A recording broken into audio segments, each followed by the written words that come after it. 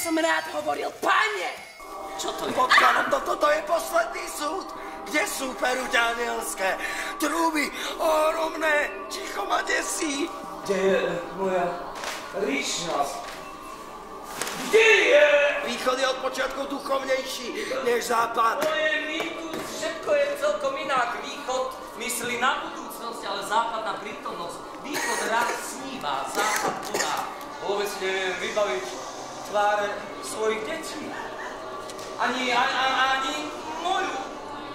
A ostanem na veky uväznený vo vlastnej hlave.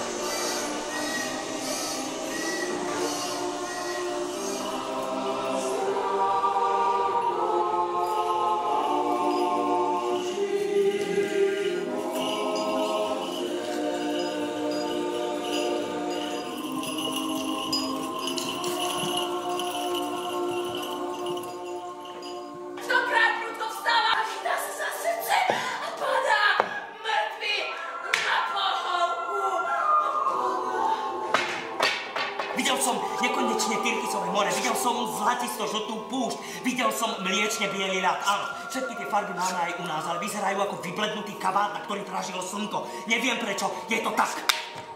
Myslím si, že je to pretože nás žerí strach.